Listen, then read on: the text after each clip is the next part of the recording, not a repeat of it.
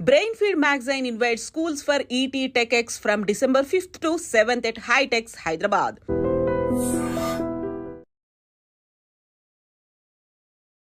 ప్రేక్షకులకి మీ రామచంద్రమూర్తి నమస్కారాలు. ఇవాళ సెన్సెక్స్ అలాగే నిఫ్టీ పెద్ద ఎత్తున ర్యాలీ వచ్చాయి. సెన్సెక్స్ దాదాపు 2000 పాయింట్స్ పెరిగింది. అలాగే నిఫ్టీ 560 పాయింట్లు పెరిగింది. అలాగే బ్యాంక్ నిఫ్టీ తీసుకుంటే 760 పాయింట్లు పెరిగింది. ఇది లాస్ట్ 5 monthsలో సింగిల్ బిగ్గెస్ట్ ర్యాలీ కింద నమోదైంది. సో అంతకు నిన్న క్రితం రోజు చూస్తే అంత ఆదాని ఎఫెక్ట్ అయ్యి మార్కెట్స్ అన్ని విపరీతంగా ఫాల్ అయినాయి. ఈ టైంలో ఇవాళ నెక్స్ట్ డే ఎలా ఉంటుంది, ఈ రోజు ఎలా ఉంటుంది అని అనుకున్న వాళ్ళందరికీ కూడా నిఫ్టీ ఐటీ ఇండెక్స్తో ఇంటర్నేషనల్గా పాజిటివ్ సపోర్ట్ రావడంతో చాలా బాగా పెరిగింది. అలాగే రూపీ కూడా వాల్యూస్ రూపీ 84.40కి తగ్గింది. అసలు ఏం జరుగుతుంది, ఏ కంపెనీస్ ఎలా పెరిగాయి, ఏంటి ఇదంతా ఏంటి మేజర్ రీజన్ అని ఆలోచిస్తే ఈ బీజేపీ మహారాష్ట్రలో జార్ఖండ్లో గెలుస్తారు అని ఎగ్జిట్ పోల్స్ వాటి యొక్క కాన్ఫిడెన్స్ ప్రభావం అనేది ఎక్కువగా వినిపిస్తుంది. సో బీజేపీ గెలుస్తుంది ఎగ్జిట్ పోల్స్లో రావటం వల్ల ఈ మార్కెట్స్ పెరుగుతున్నాయి.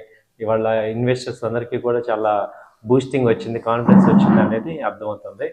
సో ఈ ర్యాలీని ఏ రకంగా తీసుకోవాలి అని చూస్తే ఒక్కొక్కసారి అసలు ఏ సెక్టర్స్ ఏ రేంజ్లో పెర్ఫామ్ అయ్యాయి ఏంటి అనేది డీటెయిల్గా చూద్దాం.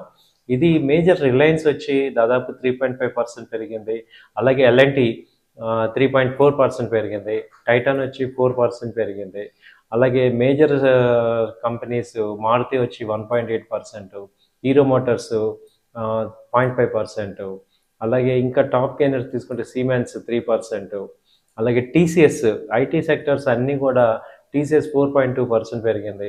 అలాగే ఇన్ఫోసిస్ 3.7% పెరిగింది. మేజర్ కాంట్రిబ్యూషన్ వచ్చి అంతా ఈ యొక్క ఐటీ సెక్టర్కి మంచి కాంట్రిబ్యూషన్ వచ్చింది. అలాగే ఆ తర్వాత చూస్తే బ్యాంకింగ్ స్టాక్స్, ఇవి బ్యాంకింగ్ స్టాక్స్లో మేజర్గా ఎస్బీఐ 4.5% పెరిగింది. అలాగే హెచ్డి తర్వాత వచ్చి బజాజ్ ఫైనాన్స్ 3%, బజాజ్ ఫిన్సర్వ్ 2%, అలాగే మేజర్గా ఇంకా ఐసిఐసిఐ బ్యాంక్ వచ్చి 2.2%.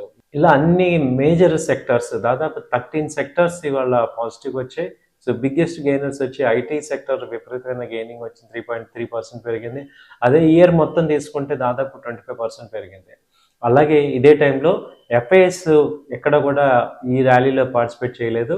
అలాగే నిన్న ఫాల్ అయిన అదాని గ్రూప్ కంపెనీస్ అన్నీ కూడా కొంచెం రికవరీ అనేది జరిగింది. 2-3% రికవరీ వచ్చాయి. వాటిల్లో మేజర్గా ఏసీసీ బాగా రికవరీ వచ్చింది. సో ఈ ర్యాలీ ఇప్పుడు ఇంకా కంటిన్యూ అవుతుందా లేదా అనేది సోమవారం ఎగ్జిట్ పోల్స్ మీద డిపెండ్ అయి ఉన్నాయి. సో ఎగ్జిట్ పోల్స్ యాక్చువల్గా రిజల్ట్స్ అనేవి ఫేవర్గా ఉంటే ర్యాలీ కొంచెం సస్టైన్ అయ్యి కంటిన్యూ అయ్యే అవకాశాలు ఉన్నాయి. ఏదైనా నిఫ్టీ వచ్చి 24,000 24,000 అబోవ్ కనుక క్లోజ్ అయ్యి సస్టైన్ అవుతుంటే పాజిటివ్ ర్యాలీ అనేది ఎక్స్పెక్ట్ చేయొచ్చు. అలాగే మనం లాస్ట్ వీక్ ఈ వీక్ అంతా కూడా ఉక్రెయిన్ తాజాగా ఉన్న దాడి, రష్యా మీద ఉక్రెయిన్ యొక్క ఇంటెన్సిఫై అవుతున్నాయి గొడవలు. అలాగే ఇప్పుడు ఐసీసీ ఇంటర్నేషనల్ కోర్టు ఈ యొక్క నెతన్యాహుని మోస్ట్ వాంటెడ్ లిస్టులో చేర్చింది. అలాగే ఇజ్రాయెల్ ఈ యొక్క ఇరాన్ వార్ కాన్ఫ్లిక్ట్స్ వీటన్నిటి మధ్య ఈ శని ఆదివారాలు ఏం జరుగుతాయి అన్న దాన్ని బట్టే అక్కడ మనం సోమవారం మేజర్గా ఎఫెక్ట్ అవ్వచ్చు. అలాగే ఏదైనా కానీ మనకి లాస్ట్ 2 months నుంచి విపరీతమైన బేరిష్ మార్కెట్లో ఉన్న ఇండియన్ మార్కెట్స్కి కొంచెం ఇది రిలీఫ్ ర్యాలీ. ఏ కంపెనీస్ తీసుకున్న అన్నీ కూడా 100 పాయింట్స్ 150 పాయింట్స్ పెరగటం అనేది కొంచెం మంచి పాజిటివ్గా ఉంది. సో పెద్ద ఎత్తున అందరూ కూడా లో రేట్స్ దగ్గర ఇన్వెస్ట్ చేశారు.